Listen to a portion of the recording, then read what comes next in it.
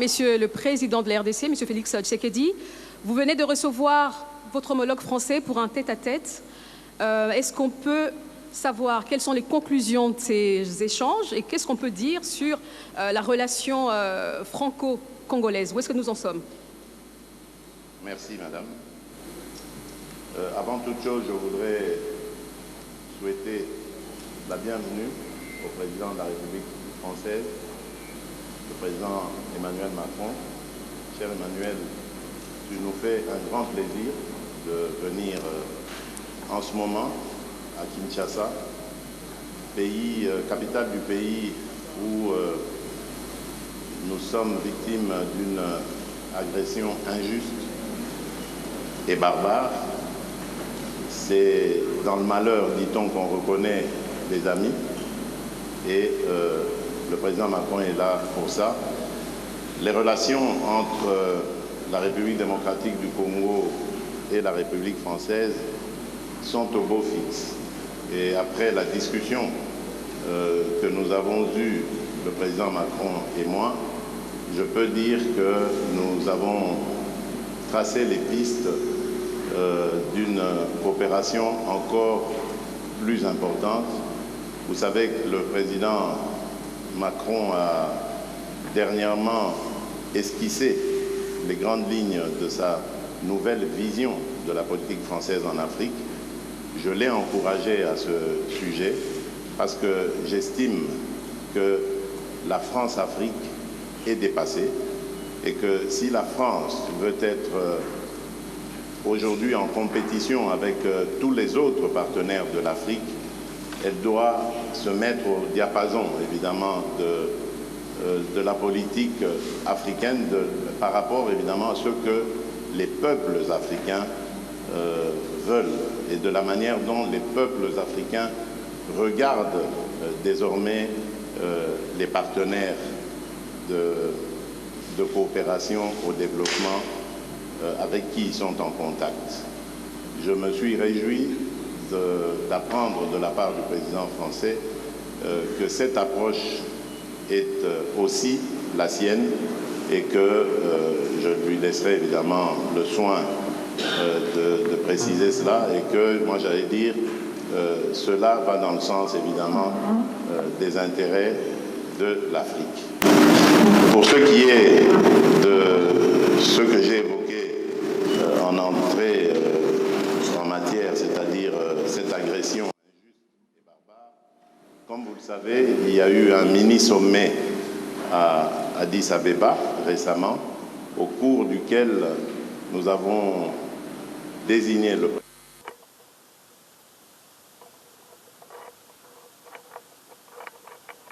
désigné par la communauté d'Afrique de l'Est, l'ancien président kényan, Uhuru Kenyatta.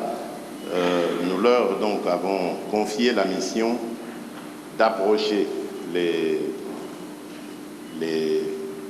rebelles, les terroristes du M23 et le processus est en cours. Je n'en dirai pas plus. De mon côté, j'ai reçu des émissaires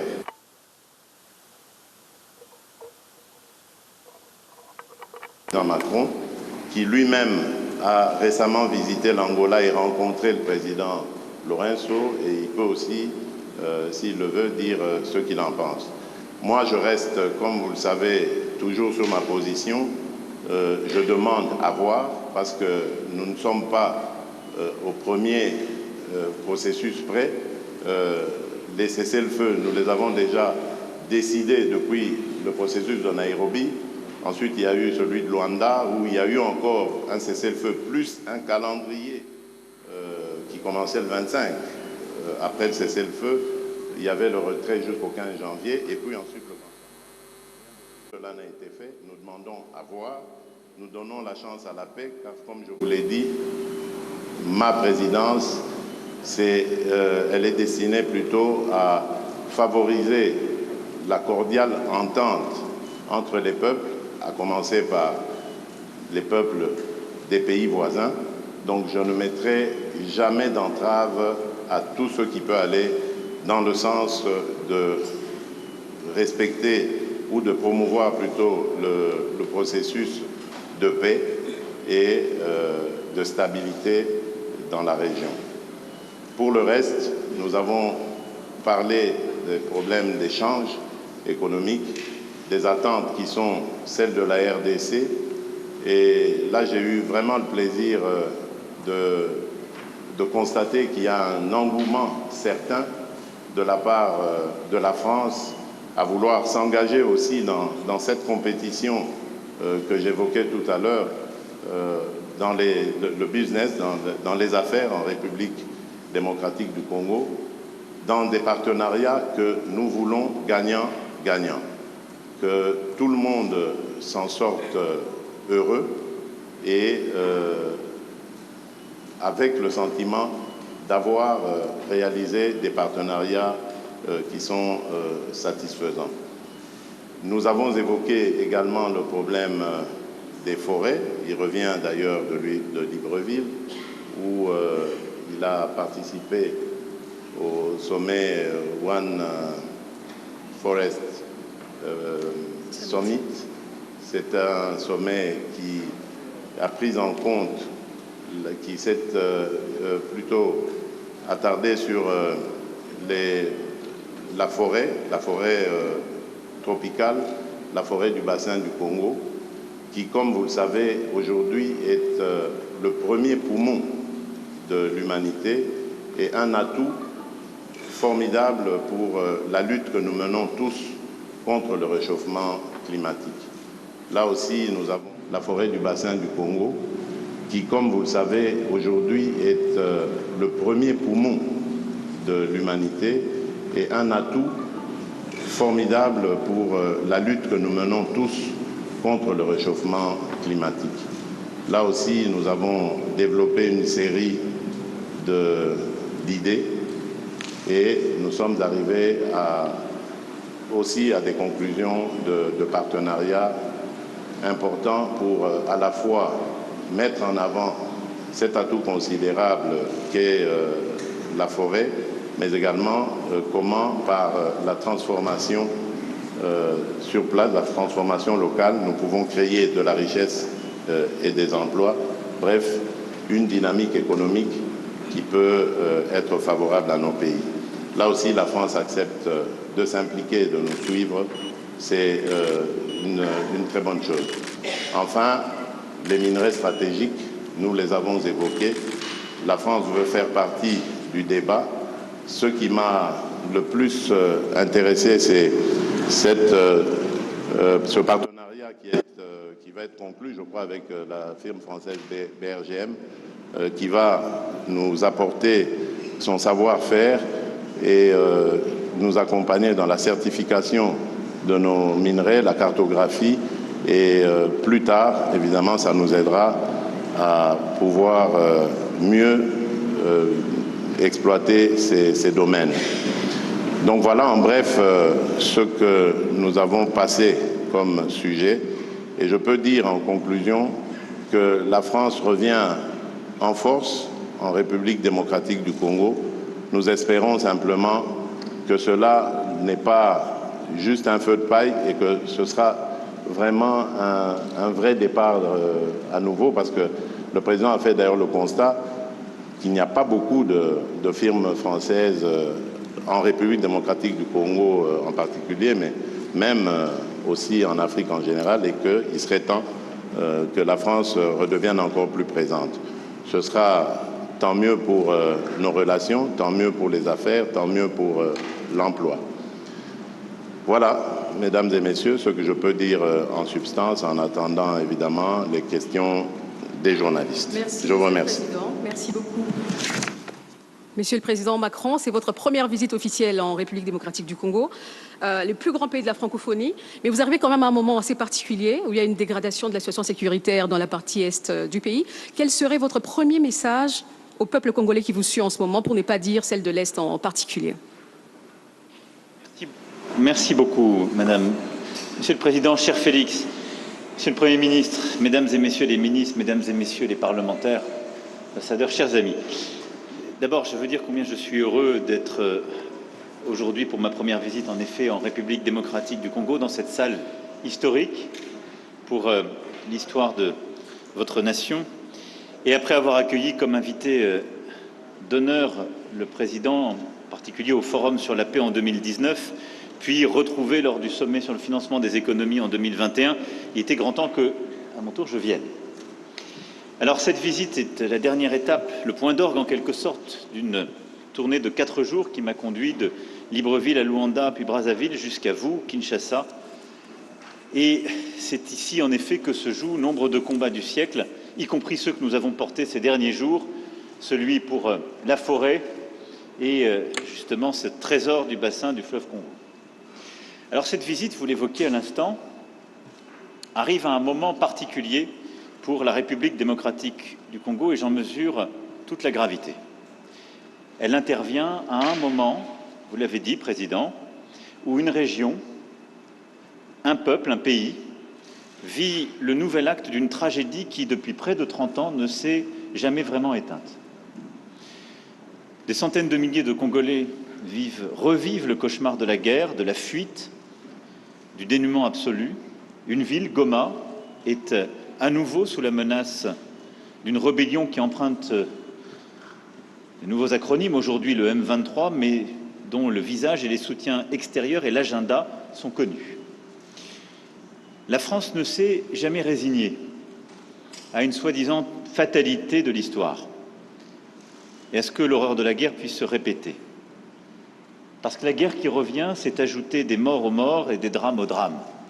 Et en disant cela aujourd'hui, je veux également pleinement mesurer le poids de l'histoire, les drames qui se sont joués dans votre pays, les crises et guerres précédentes, qui nécessiteront que la justice pour le temps présent et la justice pour les crimes passés puissent passer. Face à une histoire dont le nombre de victimes équivaut à celui des guerres mondiales que nous avons vécues, la France ne prétend pas, et je ne prétends pas avoir seule une solution. La solution est dans un réveil collectif, dans la prise de conscience qui se joue ici, qui est l'affaire de tous et de toute la région. Et aux crimes et aux tragédies qui se déroulent sous nos yeux, nous ne devons pas ajouter l'oubli et l'abandon. Alors je souhaite aujourd'hui que la France reste fidèle à son rôle d'allié indéfectible de la RDC pour défendre son intégrité et sa souveraineté. La République démocratique du Congo ne doit pas être un butin de guerre. Le pillage à ciel ouvert de la République démocratique du Congo doit cesser. Ni pillage, ni balkanisation, ni guerre.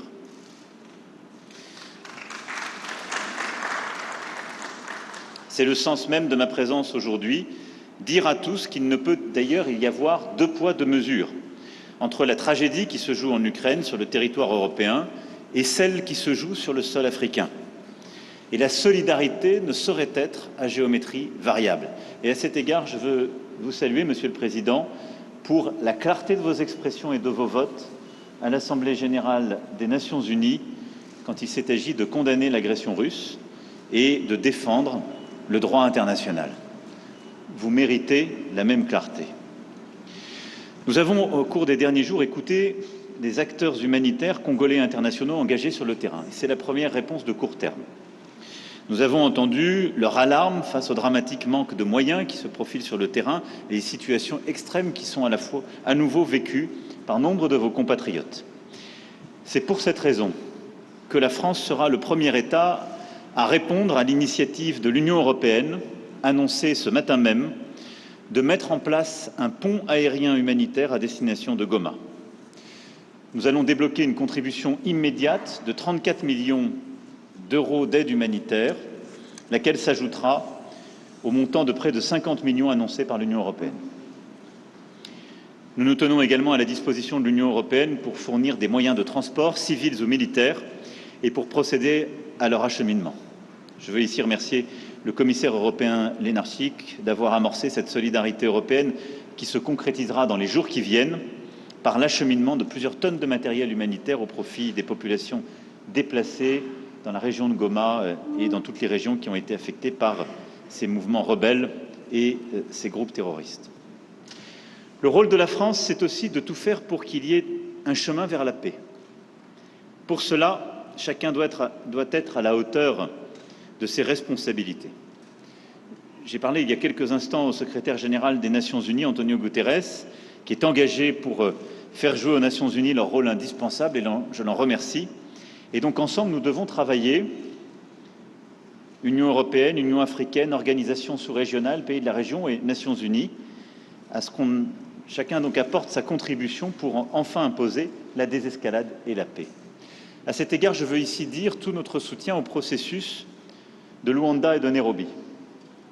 Et suite à la dernière réunion qui s'est tenue en marge du sommet de l'Union africaine à Addis Abeba, notre soutien à la médiation que vous avez confiée. J'étais hier avec le président Lourenço, nous avons eu un très long échange sur le sujet et le plan qui est aujourd'hui sur la table, qui a été agréé par tous, qui est en train d'être mis en œuvre, j'en suis convaincu, est le bon, à condition évidemment qu'à chaque étape il soit respecté et que le chronogramme qui a été décidé à partir du 28 février soit dûment respecté.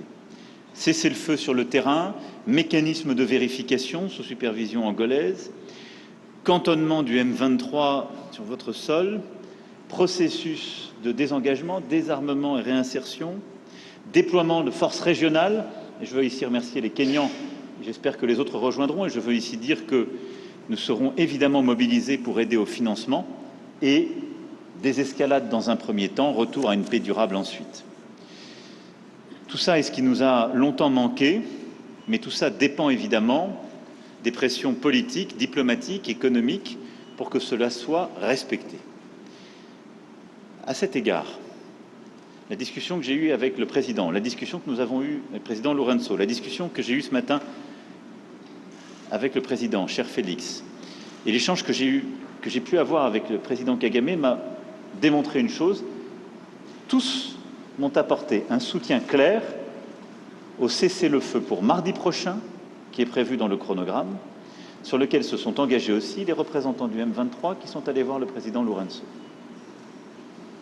Nous verrons maintenant si chacun respecte la parole donnée. Mais si je dois retenir un seul motif d'optimisme, c'est que tous mes interlocuteurs adhèrent à ce plan porté par l'Angola, le Kenya, le Burundi, et je salue, cher Félix, le courage qui est le vôtre de donner une chance à ce plan et à la paix, avec une exigence légitime, c'est que tous ceux qui s'y engagent respectent la parole donnée, les rendez-vous, les dates et l'effectivité des choix pris et des promesses tenues. Il nous revient d'être collectivement à vos côtés pour faire la démonstration que ce choix est le bon. Ceux qui s'en éloigneront auront une responsabilité écrasante et s'exposeront à la sanction de l'histoire. Et dans une région où la France a su regarder en face son propre passé, nous savons combien ce poids de la sanction de l'histoire peut être accablant. Je le disais en ouverture de mon propos, cette visite en un moment de gravité est aussi une visite d'amitié, d'espoir, et le président l'a évoqué à l'instant. Et c'est un espoir légitime parce que vous êtes un grand pays, et nos deux pays ont en quelque sorte en commun aussi de voir grand. Et pour transposer un mot célèbre du général de Gaulle, le Congo ne peut être le Congo sans la grandeur. Et donc, aucun pays d'Afrique n'est plus doté que le vôtre de richesses de toutes sortes et une capacité à saisir un destin d'exception. C'est pourquoi nous souhaitons bâtir un partenariat nouveau sur plusieurs axes. D'abord, vous aider à la pleine souveraineté sur le plan sécuritaire et militaire. Nous sommes déjà les premiers partenaires en termes de formation militaire de la RDC. Nous souhaitons faire davantage parce que la condition pour qu'il y ait, dans la durée, la fin des pillages, la fin du risque de balkanisation que j'évoquais, c'est qu'il y ait le retour de l'État régalien et des conditions de cet État régalien partout sur le territoire. Nous souhaitons être des partenaires dans la durée de ce travail. Formation, équipement, capacité à être à vos côtés, ça correspond au nouveau partenariat qui est le nôtre. Deuxièmement, c'est sur le terrain économique, vous l'avez dit. Nous allons cet après-midi, dans une conférence économique, illustrer ce que je disais lundi. Nous répondons aux demandes qui sont les vôtres, on ne vient pas plaquer des solutions, on vient avec des entreprises de toute taille, de tous ordres et beaucoup d'entreprises nouvelles. Nous assumons d'être là, y compris pour défendre nos intérêts économiques, et on le fait en amenant avec nous toutes les compétences, et y compris les Européens. Et je me félicite que 2 commissaires européens seront à nos côtés cet après-midi. C'est pas simplement la France, mais la France et l'Europe, sur la base d'un partenariat équilibré et respectueux, et des services urbains si importants pour vous, on l'évoquait ensemble, du numérique jusqu'au domaine minier, où nous souhaitons travailler avec vous pour bâtir un cadre de confiance qui permettra une exploitation au service des Congolais, dans les meilleures conditions scientifiques, permettant justement la coopération et notre expertise. C'est, je crois, la clé de ce partenariat économique qui nous permettra aussi de faire mieux. Parce que l'Afrique est un théâtre de compétition. Il faut que cette compétition se fasse dans un cadre loyal, qui serve les intérêts des populations, qui aide à lutter contre la corruption, mais où nous avons notre place à jouer, ni plus ni moins. Ensuite, après le sécuritaire et l'économique, c'est la science et la recherche. J'aurai cet après-midi l'occasion et l'honneur d'être reçu par le professeur Muyembe, découvreur du virus Ebola, dans ce fleuron de la recherche scientifique congolaise et africaine qui est l'Institut national de recherche biomédicale.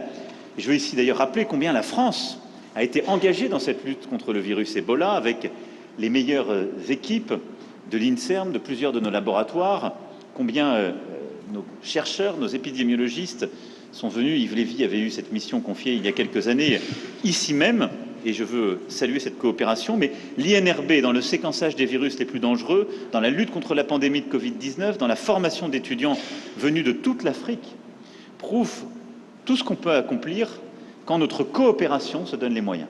Et sur ce modèle qui est un fleuron de la coopération franco-congolaise, je souhaite qu'on aille beaucoup plus loin, et la ministre de l'Enseignement supérieur et de la Recherche pourra illustrer cette volonté dans de nombreux domaines d'échanges scientifiques et universitaires.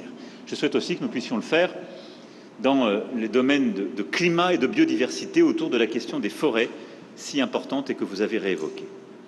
Enfin, voir les choses en grand, c'est le voir aussi pour la culture congolaise, c'est votre puissance. Il faut l'exercer, c'est votre intérêt, c'est le nôtre, d'avoir en Afrique et dans le monde, si je puis dire, l'équivalent d'un Nigeria francophone. Les créateurs et entrepreneurs qui nous accompagnent avec la ministre amènent avec eux, outre un immense intérêt pour leurs homologues congolais, tous les outils et les réseaux pour l'aider à se développer dans nombre de domaines nouveaux.